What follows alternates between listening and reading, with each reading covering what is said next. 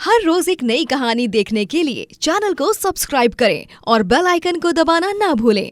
नीलताल नामक एक गांव में पूनम अपने पति बृजमोहन के साथ रहा करती थी। पूनम और बृजमोहन के 2 बच्चे भी होते हैं, जिनके नाम महक और कैरव होते हैं। बृजमोहन बत्रा साहब कहकर एक अमीर आदमी के यहाँ नौकर होता है। बृजमोहन, मेरे सभी नौकरों में से सबसे ईमानदार और वफादार सिर्फ तुम ही हो। तुम मेरा हर एक काम एकदम सही ढंग से करते हो। धन्यवाद। बत्रा साहब, ये कैसी बातें कर रहे हैं आप? मैं शुक्रगुजार हूं कि आप जैसे नेक और दिलदार आदमी के यहाँ मैं काम करता हूं। धन्यवाद तो मुझे आपको देना चाहिए। बत्रा को बृजमोहन पर बहुत भरोसा था और बृजमोहन अपना काम पूरी निष्ठा और लगन से ही करता है। बृजमोहन अपने बच्चों के लिए हर 2 दिनों में कुछ न कुछ खाने को लाया करता था। ये देखो बच्चों, तुम्हारे पापा तुम्हारे लिए क्या क्या लाए हैं। क्रीम रोल, कचौड़ियाँ, आलू जलेबी और मालपुए भी। अरे वाह, धन्यवाद पापा। अरे वाह, धन्यवाद पापा। जी आप भी ना, ये सब दे देकर इन दोनों को बिगाड़ दोगे आप। घर का खाना तो इनके गले उतरता नहीं जल्दी, और बाहर का चाहे जितना दे दो। चारों को मिलाकर उनका छोटा सा परिवार बहुत ही खुशहाल होता है। पूनम बहुत पूजा पाठी होती है और वो हर मंगलवार को गांव के भव्य मंदिर में पूरी सब्जी बनाकर भोग देती, जो प्रसाद के तौर पर सभी भक्तों में बांटा जाता और सभी को उसके हाथ की बनी पूरी सब्जी बहुत पसंद आती। बिटिया पूनम, तुम्हारे हाथ की पूरी सब्जी सभी को बहुत पसंद आई। तुम हर हफ्ते इतना सारा पूरी सब्जी का प्रसाद देती हो बनाकर। सच में अम्बे माँ तुम्हारी झोली में हमेशा सुख, खुशियाँ और अच्छाई बनाए रखे। ये मनोकामना करता हूँ मैं। सदा सुहागन रहो बिटिया। धन्यवाद पंडित जी, आपका आशीर्वाद सदैव मुझ पर यूं ही बनाए रखिए, और सबसे ज्यादा मेरे पति और मेरे बच्चों पर। सब कुछ अच्छा चल रहा होता है, लेकिन अचानक एक दिन बत्रा के बंगले से 10 लाख रुपए चोरी होते हैं और बत्रा बहुत घबरा जाता है और तुरंत अपने सभी नौकरों की तलाशी करने लगता है। तभी बृजमोहन के झोले में 5 लाख रुपए मिलते हैं। अरे बृजमोहन, तुमने मेरे पैसे चुराए? 10 लाख रुपए के सिर्फ 5 लाख हैं तेरे पास, बाकी के 5 कहाँ हैं? अरे बेशरम आदमी, अगर तुझे पैसों की ही इतनी जरूरत थी तो सीधे मुंह मांग लेता। यूं इस तरह चोरी चकारी क्यों की? तुझ पर मैंने इतना भरोसा किया, लेकिन आज तूने सारा भरोसा चकनाचूर कर दिया। बत्रा साहब, मेरा यकीन कीजिए, माता रानी की कसम, मैंने कोई चोरी नहीं की और मुझे कुछ नहीं पता कि ये पैसे मेरे झोले में कैसे आए। सच में मुझ पर भरोसा कीजिए बत्रा साहब, मैं आपके सामने हाथ जोड़ता हूं। अब तो तुझे सजा मिलकर ही रहेगी। तूने गुनाह किया है। जब पुलिस हवालात में लेगी ना, तब मेरे बाकी के 5 लाख भी निकल जाएंगे तेरे पास से। तो रुक अभी, तुझे तो मैं कहीं का नहीं छोड़ूंगा। बत्रा फौरन पुलिस को फोन लगाता है और पुलिस बेकसूर बृजमोहन को गिरफ्तार करके ले जाती है और जेल की सलाखों के पीछे कैद कर देती है। जब पूनम को इस सब के बारे में पता चलता है, तब वो फौरन पुलिस स्टेशन में जाती है। जी आप बिल्कुल चिंता मत कीजिए, आप बेकसूर हैं, निर्दोष हैं, और ये मैं और अम्बे माँ अच्छे से जानते हैं। मैं पूरी कोशिश करूंगी आपको जेल से बाहर निकालने की। अब कुछ नहीं हो सकता पूनम, तुम कैरव और महक का ध्यान रखो। मेरी गलती क्या थी? मैंने तो हमेशा से ही ईमानदारी का काम किया है और उसका सिला मुझे दिया है किस्मत ने। बृजमोहन जी, आप हिम्मत नहीं हारेंगे। मैंने कहा ना आपको, सब कुछ ठीक हो जाएगा और आपकी बीवी वो सब ठीक करेगी। मैं वकील हायर करके केस लड़ूंगी और अपने सुहाग को निर्दोष साबित करके ही रहूंगी। अम्बे माँ की सौगंध। पूनम मंदिर जाती है और अम्बे माँ से प्रार्थना करती है। अम्बे माँ, मैं और आप ये बखूबी जानते हैं कि बृजमोहन जी ऐसी गलती और ऐसा घटिया घिनौना गुनाह कभी नहीं करेंगे। मुझे अपने पति को निर्दोष साबित करने में आपकी मदद चाहिए अम्बे माँ। अम्बे माँ, आपको मेरा साथ देना होगा।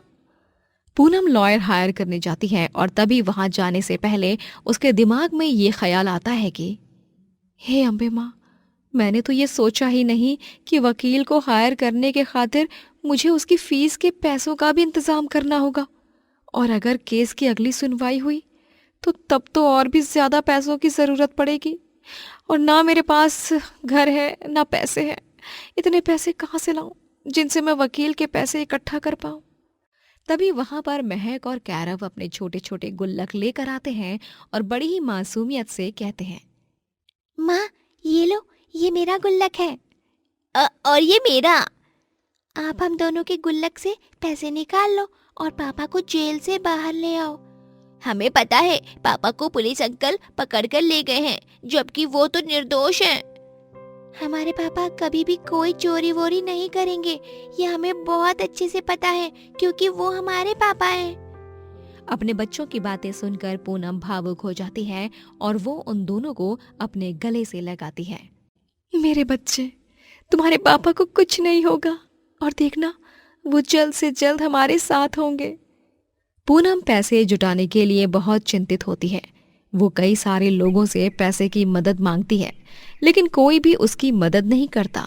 वो चिंताग्रस्त होकर एक पेड़ की छाया में बैठती है और तभी उसे एक विचार आता है, क्यों ना मैं एक पूरी सब्जी का ठेला शुरू कर दूं। हर मंगलवार को तो मैं देती ही हूँ मंदिर में जाके प्रसाद, और अम्बे माँ की कृपा से मरते दम तक दूंगी, लेकिन उसके अलावा भी मैं पूरी सब्जी को बेचकर पैसे कमा सकती हूँ, और फिर वकील को पैसे देकर मैं बृजमोहन जी को बचाने की केस की शुरुआत तो कर ही सकती हूँ ना। हाँ, ये सही रहेगा। पूनम पूरी सब्जी का ठेला लगाती है और थोड़ी ही देर में उसके ठेले के पास ग्राहकों की भीड़ जम जाती है और सभी पूनम के हाथ की बनी पूरी सब्जी बड़े ही चाव के साथ खाते हैं। आय हाय हाय हाय, लाजवाब, एकदम लाजवाब बनी है पूरी सब्जी। पूनम बहन, तुम्हारे हाथ में तो जादू है, जादू। साक्षात माँ अन्नपूर्णा का आशीर्वाद है तुम पर। धन्यवाद। मुझे तो और दो, हाँ 2 प्लेट और पूरी सब्जी खानी है। मेरा पेट तो भर चुका है, लेकिन मन ही नहीं भर रहा यार। इतनी स्वादिष्ट है ये पूरी सब्जी। आहा। जी जी, ये लीजिए, पेट भर कर खाइए। इस तरह पूनम अपनी पूरी सब्जी ठेले के जरिए बहुत सारे पैसे कमाती है और एक हफ्ते के अंदर वो लॉयर को हायर कर लेती है। कोर्ट में पेशी होती है। अदालत की कार्रवाई शुरू की जाए। तभी बत्रा का लॉयर उठ जाता है और कहता है, योर ऑनर, माफी चाहता हूं, लेकिन मिस्टर बत्रा अभी तक कोर्ट में नहीं आए हैं। उनकी मौजूदगी के बिना। उतने में बत्रा वहां आ जाता है और वो कटघरे में खड़े बृजमोहन को जाकर गले लगाता है। सभी ये दृश्य देखकर चौंक जाते हैं। ये सब क्या है मिस्टर बत्रा?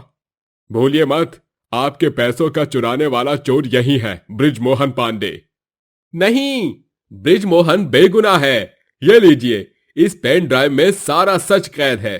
देख लीजिए, ये उस कैमरे की फुटेज है जो मेरे रूम के एकदम खुफिया कोने में लगाया गया है, जो जल्दी किसी को नजर भी नहीं आता। और जब मैंने सीसीटीवी फुटेज चेक किया, तब जाकर मुझे सच पता चला। लॉयर और जज उस पेन ड्राइव को कनेक्ट करके कैमरा फुटेज देखते हैं, जिसमें दिखता है कि चोरी तो दूसरे नौकर लखन ने की है और लखन ने 5 लाख ले लिए और बाकी के 5 लाख बृजमोहन के झोले में डाल दिए ताकि शक की सुई उस पर ही जाए। इन सब के बाद कोर्ट इस केस को खत्म और खारिज कर देती है और लखन को गिरफ्तार किया जाता है।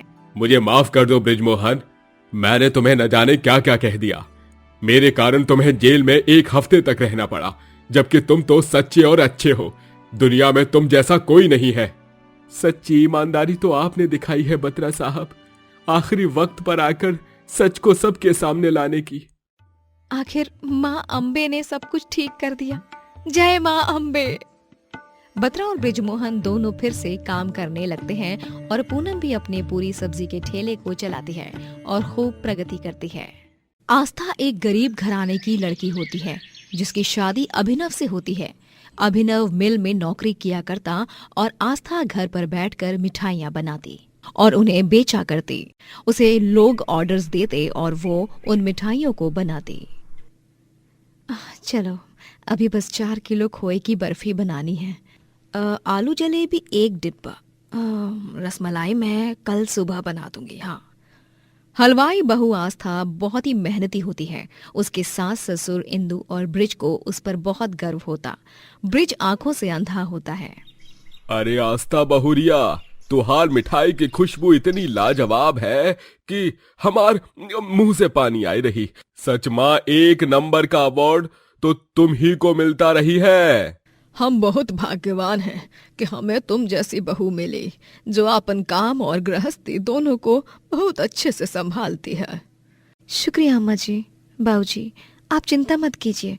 अभिनव जी और मैं, हम दोनों बहुत जल्द ही सारे पैसे इकट्ठा करके आपकी आंखों का ऑपरेशन करवा देंगे, जिसके बाद आप भी इस दुनिया को देख पाओगे। गणेश जी का हम पर आशीर्वाद तो सदैव है ही। गणपति बप्पा मोरया। आस्था गणेश जी की बहुत बड़ी भक्त होती है। वो दिन रात उनकी पूजा और आराधना करती रहती। मंदिर में दीप जलाकर शंख फूंकती और आरती गाती और गणेश जी के पसंदीदा मोदक भी भोग प्रसाद के तौर पर चढ़ाती। जय गणेश जय गणेश जय गणेश देवा, माता जागी पार्वती पिता महादेवा।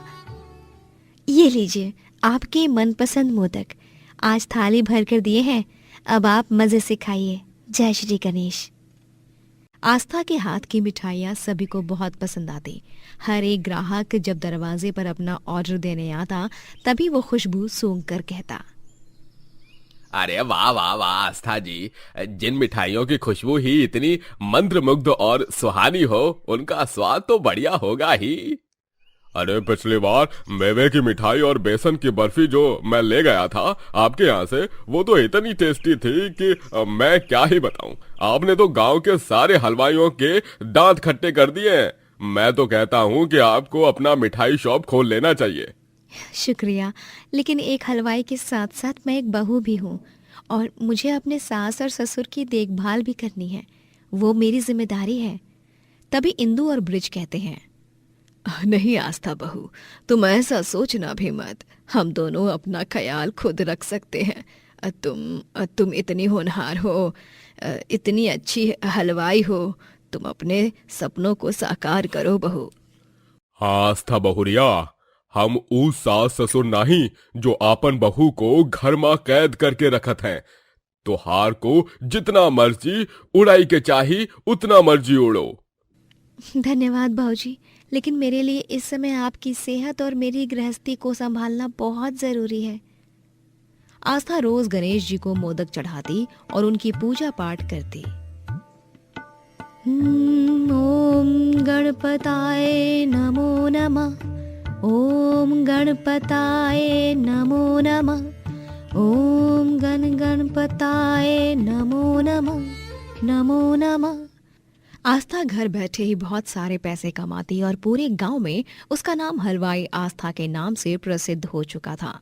आस्था की बढ़ती तरक्की से उसकी पड़ोसन निर्मला को बहुत जलन महसूस होती है, क्योंकि उसका पति मनोहर भी एक हलवाई होता है और उनका मिष्ठान भंडार चल नहीं रहा होता है, जिसकी वजह से वो दोनों बहुत परेशान से रहते।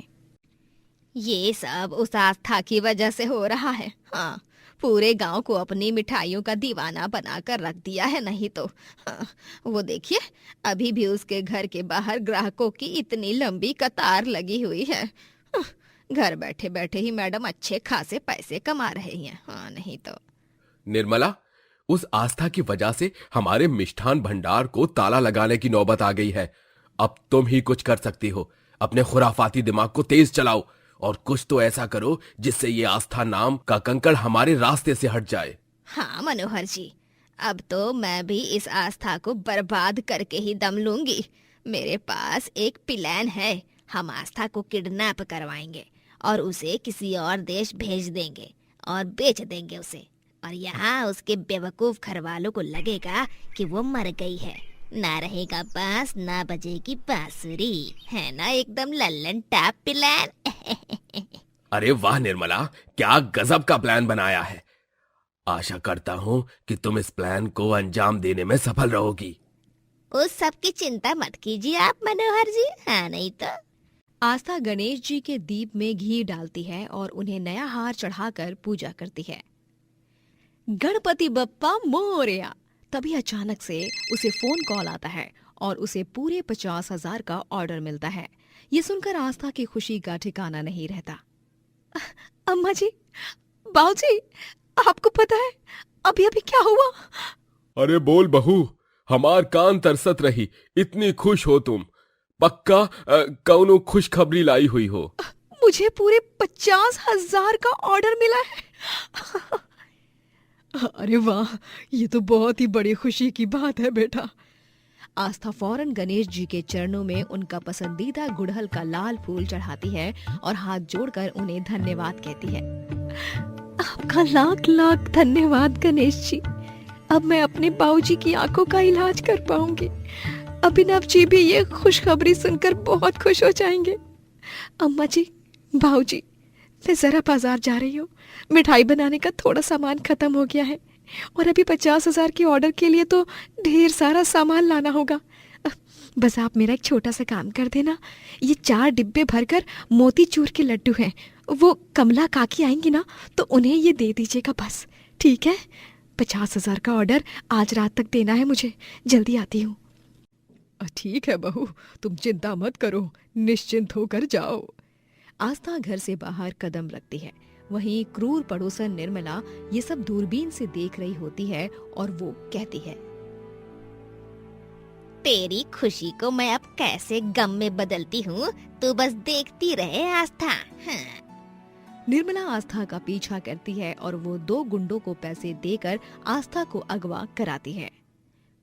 छोड़ो मुझे, छोड़ो, बचाओ, कोई है?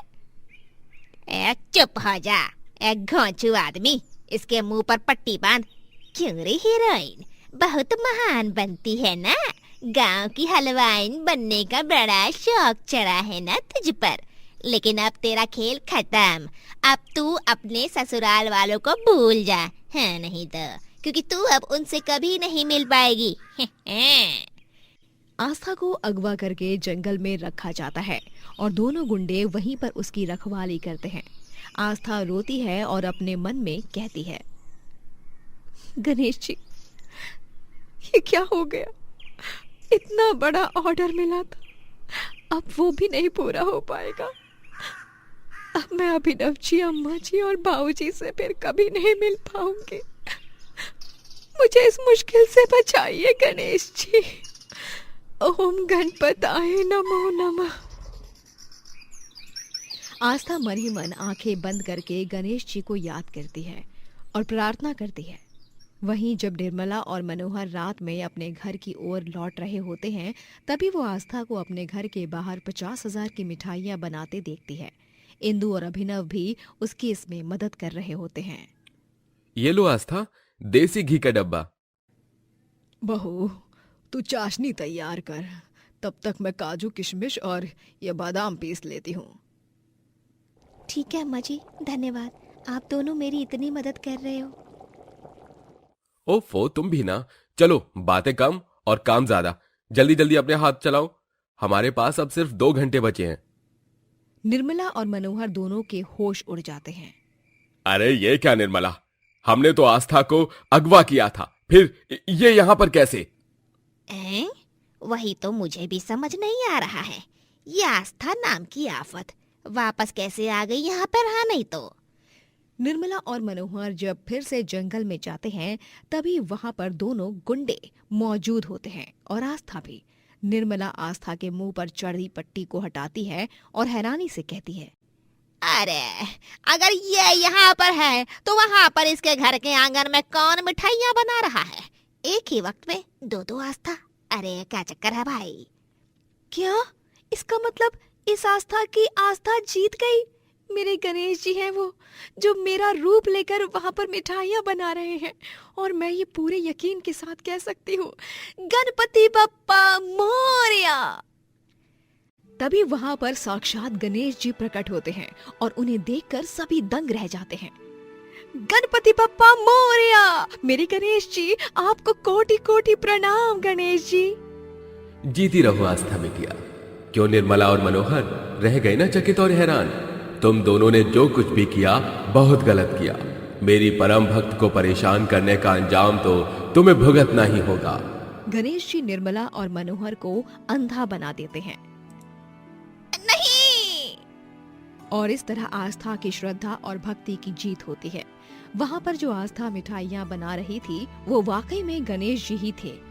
आस्था 50,000 के ऑर्डर के बाद उन पैसों से ब्रिज की आंखों का ऑपरेशन कराती है और तो और कुछ दिनों के बाद वो आखिरकार गांव में अपना मिष्ठान भंडार भी खोलती है और जीवन में खूब तरक्की करती। दोस्तों, अगर आपको ये कहानी पसंद आई तो लाइक करें, शेयर करें और कमेंट करके बताएं कि कहानी में आपको सबसे अच्छा क्या लगा।